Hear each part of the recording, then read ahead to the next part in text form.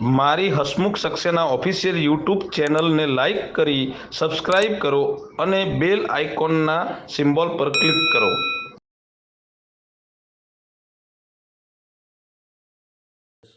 સોમનાથ જે મંદિર જે છે ને સોમનાથ મંદિરના જે ટ્રસ્ટી જે શું કહી શકાય છેલ્લા 46 વર્ષોથી અહીંયા ટ્રસ્ટી છે એવા પુરુષ કે જે સારા વ્યક્તિ સાથે વિતાવેલી એક ક્ષણ 100 વર્ષના અભ્યાસ કરતાં પણ આગળ નીકળતી હોય છે.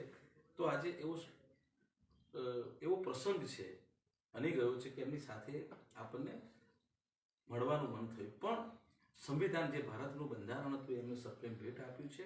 અને બંધારણ એટલે શું એ સાહેબના મુખેથી આપણે સાંભળીશું કે દેશ અને ગુજરાતની પ્રજા પણ સમજી શકે કે બંધારણની જે તાકાત જે છે એ શું છે. તો સાહેબ આપ જે બંધારણ વિશે જે છે એ આપ સક્સેના સાહેબ, આપે મને ડૉક્ટર બાબા સાહેબ આંબેડકરનું બંધારણ ભારતનું એની એક નકલ આપે મને આજે ભેટ આપી એ માટે હું આપનો આભારી છું. ડૉક્ટર બાબા સાહેબ આંબેડકર એમના ગ્રંથો એમાંથી મોટાભાગના મેં વાંચ્યા છે. બંધારણ પણ મેં વાંચ્યું છે અને મને એક એવી છાપ પડી છે હંમેશા કે ડૉક્ટર બાબા સાહેબ એ ઉત્તમ વિચારક હતા. એ સાથે એ ન્યાય અને કાનૂનના ખાસ એક જાણકાર હતા. એમના ગ્રંથોમાં પણ દેખાય છે કે એક સારા વકીલની દલીલો એ આખા એ ગ્રંથમાં રજૂ કરે છે. મેં હમણાં જ વાંચ્યું ભગવાન બુદ્ધ અને એનો ધમ્મ ગુજરાતીમાં. એમાં મેં છેવટ સુધી જોયું કે એક વકીલની પદ્ધતિથી જ એમણે બધે દલીલાત્મક રીતે જ સરસ રીતે રજૂઆત કરી. એટલે એ છાપ મારા હૃદયમાં હંમેશા છે કે કાનૂનવિદ છે, બહુ ઝીણવટપૂર્વક વસ્તુને જુએ છે અને એને રજૂ કરે છે. આટલી ઝીણવટપૂર્વક અને આવી ન્યાયી રીતે અને સત્યના ઉપર જ ખાસ ભાર મૂકીને જો કોઈ લખનાર હોય તો એ બાબા સાહેબ આંબેડકર છે.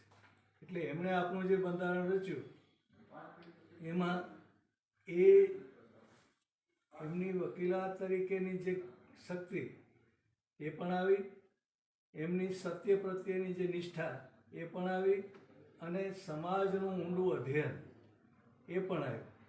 એને લીધે આપણું બંધારણ આખા વિશ્વમાં એક ઉત્તમ કૃતિ બન્યું. એમના મતે તો બંધારણની રચના એ આપણા ભારત માટેની લક્ષ્ય રાખીને કરેલી છે. પણ બંધારણ ત્યારે જ બરાબર રીતે અમલમાં આવેલું ગણાય કે જ્યારે એને અમલમાં લાવનાર લોકો એ બરાબર હોય. એટલે બંધારણની જે નિષ્ઠા અને ભાવના છે એ ભાવનાવાળા લોકો જો એનો અમલ કરે તો જ એને સાચો અમલ થાય, નહીં તો એમાં ખામી રહે છે. કારણ કે માણસ જ હંમેશા અમલ કરે છે. શબ્દો તો શબ્દો છે, એનું અમલીકરણ તો વ્યક્તિ પોતે કરે છે. એટલે અત્યાર સુધી તો આપણે જોઈએ છે કે બંધારણનો સારો અમલ થયો છે અને એમાં સુધારા વધારા થયા છે. એ તો સમયની માગ હોય છે અને એમાં કેટલું કરવું પણ પડતું હોય છે. પણ જે કંઈ સુધારા થયા છે એ પણ બંધારણની ભાવનાની વિરુદ્ધ ગયા નથી. એટલું પણ આપણને આનંદ છે કે બાબા સાહેબની વિચારસરણી એને જાળવી રાખી છે. અને નરેન્દ્રભાઈ મોદી આપણા માનનીય વડાપ્રધાન, એમણે હાથી ઉપર એમની પ્રત રાખી અને જે એમનું શોભાયાત્રા કાઢી એવી તો ઇતિહાસમાં એ વાત અમર છે. અને એમણે જે બંધારણ ઉપર આખી બહેસ સંસદમાં કરી એ પણ ઘણી ઉત્તમ રહી. કોઈએ પણ આટલા બધા 542 સંસદ સભ્યોમાંથી કોઈએ પણ બંધારણની અંદર કોઈ ક્ષતિ હોય એવી વાત કરી શક્યા નથી. એ ઘણી મોટી વાત કહેવાય. નહીં તો ગમે એવો ગ્રંથ હોય તો પણ એનું અર્થઘટનમાં ફેરફાર થઈ શકે, પણ એક પણ શબ્દ બંધારણની અંદર આગો પાછો ન કરી શકાય એટલી બધી ક્ષમતાથી જો કોઈ લખી શકતું હોય તો એ ડૉક્ટર બાબા સાહેબ આંબેડકર જ છે એમ હું માનું છું. બહુ સુંદર વાત કરી અને આપે બહુ સરસ વાત કરી કે જો બંધારણની અમલવારી જે છે, જો અમલવારી કરવા વાળા જો લોકો સારા હશે તો આ અમલવારીની સાચી જે આપણને જે સ્ટેજ છે એ જ મળી શકશે. ભાવનાને મરોડી નાખી.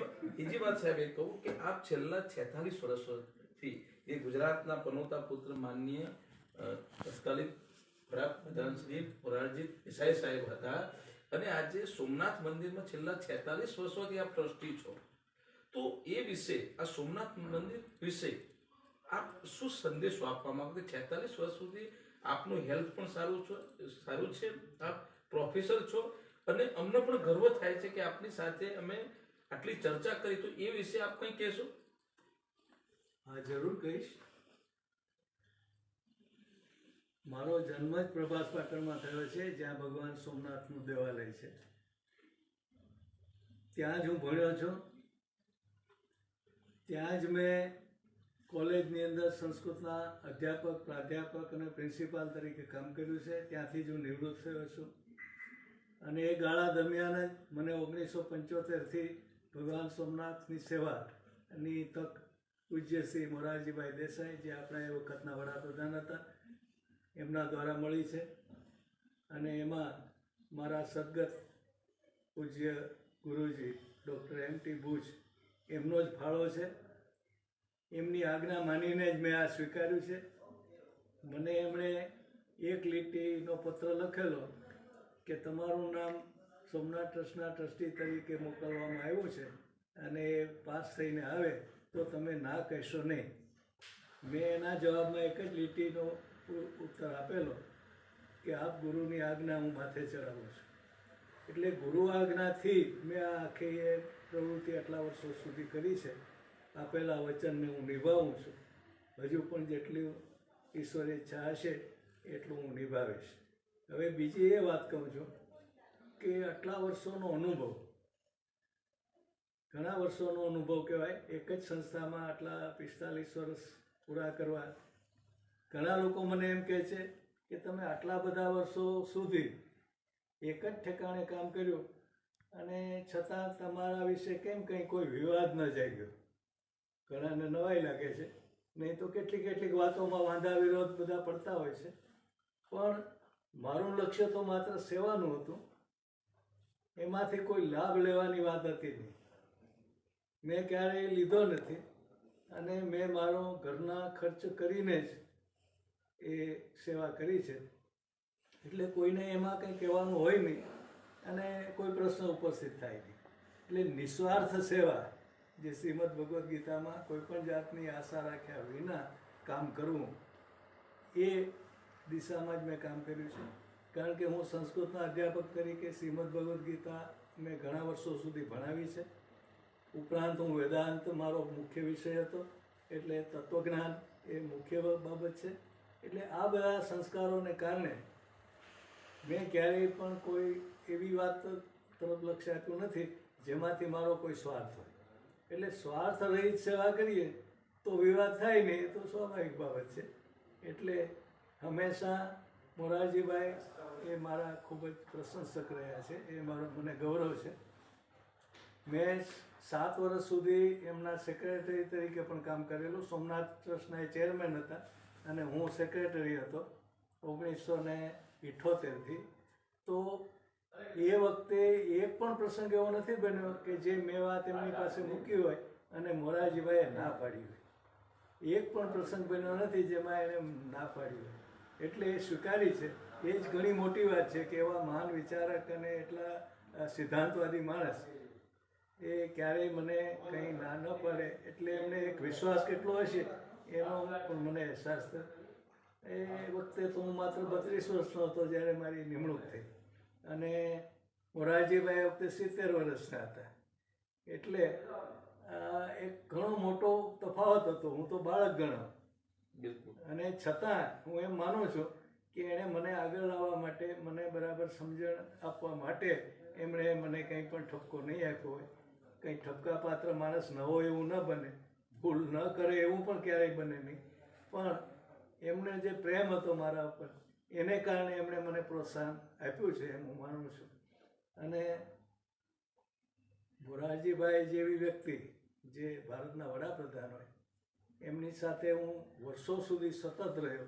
એ જ્યાં જાય ત્યાં અહીંયા આવે સોમનાથ એટલે સાથે જ હોઉં. અને એ એક ગૌરવ છે કે કોઈ એવી વ્યક્તિની સાથે આપણે સતત રહી શકીએ. માત્ર મળવા માટે લોકો જ્યારે મહેનત કરતા હોય ત્યારે જો મને સતત સાથે રહેવાનું સૌભાગ્ય મળે તો એ ઈશ્વરની કૃપા છે. અને ઈશ્વર કૃપાથી મેં સેવા પણ કરી છે. અને જે લાંબી સેવા મેં કરી એમાં મોટે ભાગે ભગવાન સોમનાથનું કામ કરવું, એની નીચે બીજા 65-70 જેટલા મંદિરો છે એ બધાના નિભાવ છે એ બધાનું કામ કરવું, એની નીચે 2000 એકર જેટલી જમીન છે એના બધા ડેવલપમેન્ટના અને બીજા કામ કરવા. અને એ મોટું તીર્થ છે ત્રિવેણી સંગમ તીર્થ, ત્યાં 3 નદીઓનો સંગમ સમુદ્ર સાથે થાય છે. અને પુરાણોમાં પ્રભાસ પાટણ એ પ્રભાસ તીર્થ તરીકે જાણીતું છે. અને પ્રથમમ તીર્થમ, ભારતના તમામ તીર્થોમાં એ પ્રથમ તીર્થ ગણાયું. એવી જેની મહત્તા છે એવા તીર્થ માટે કામ કરવાનું મેં હંમેશા લક્ષ્ય રાખ્યું. 1984માં ત્યારે ત્રિવેણી સંગમ ઘાટ ઉપર થોડુંક પગથિયાં જતાં કંઈ હતું નહીં. મને એમ થયું કે ચાલો એનું કામ પહેલું કરીએ. એટલે મેં એ કામ હાથમાં લીધું. આજુબાજુના ગામના લોકો અને બધા લોકોને એલાન કર્યું કે જે લોકો કામ કરવા માટે સ્વેચ્છાએ આવે, કંઈ પણ વિનામૂલ્યે કામ કરવા, એ લોકો આવી શકે છે. એટલે સાધન સામગ્રી લઈને લોકો આવ્યા.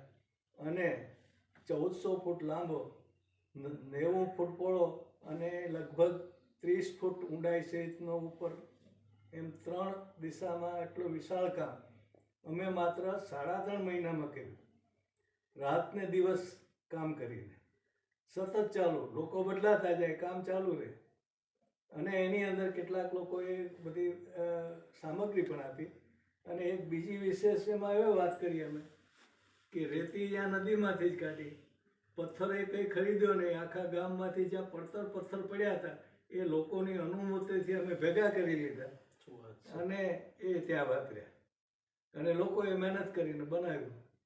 એટલે એવડું મોટું વિશાળ કાર્ય થઈ ગયું એક માત્ર 3.5 મહિનામાં. અને મોરારજીભાઈના હસ્તે અમે એનું ઉદ્ઘાટન કર્યું. આ જો ભાવના હોય તો લોકોનો પણ કેવો સાથ મળે એ પણ એક એ ઉદાહરણ છે. એ મને અનુભવ થયો. બહુ સરસ વાત કરી કે ભારતનું જે તીર્થ કહી શકાય કે જે 45 વર્ષ સુધી આજે અમે એવી ક્ષણ ઉપર બેઠા છે કે અમે સોમનાથ મંદિર તો કદાચ દૂરથી જ જોયું છે, પણ જે આટલી ઉંમરે સવારે 6:30 વાગે ટેલિફોન કર્યો, એમની સાથે ચર્ચા કરી, હવે અમને સોમનાથ મંદિર જોવાનો રસ નથી કે આમનામાં જ એટલું બધું સોમનાથ મંદિર જેવા દર્શન થયા. અને આમને એવો સેવા ભાવ કે જે સેવા એ જ પ્રભુ સેવા. એટલે આમનો આ સંદેશ પૂરા દેશને ખબર પડે કે આ એક તીર્થ છે. અને જે સંવિધાન થકી જે પ્રોફેસર છે આજે 45 વર્ષથી અહીંયા સેવા કરી રહ્યા છે સ્વયંભૂ, એટલે ખરેખર એમને 100 સલામ છે. અને આજે સાહેબ આટલો સમય આપ્યો એ બદલ આપનો ખૂબ ખૂબ આભાર છે. અને આપનું શરીર તંદુરસ્ત રહે એ જ અમે પ્રાર્થના કરીએ છીએ. અને સોમનાથ ભગવાનને પણ પ્રાર્થના અને આ 80મું વર્ષ ચાલે છે. 80મું વર્ષ. હવે તમે વિચારી શકો છો આજના યુવાઓ તો ઉદાહરણ લેવા જેવું છે કે 80 વર્ષની ઉંમરે 6:15 વાગે ટેલિફોન અમે કર્યો તો તાત્કાલિક રિસીવ કર્યો. અને આજ સાહેબ અહીંયા 9 વાગે અહીંયા આવ્યા, 9:15 વાગે, અને અમારી સાથે ચર્ચા કરી રહ્યા. તો એમનું દિલ કેટલું યુવાન છે. એટલે આજનો યુવા વર્ગ પણ આમનામાંથી પ્રેરણા લે એ જ વાત સાથે જય સંવિધાન, જય જય હરિભજન, જય સોમનાથ. જય સોમનાથ. સરસ.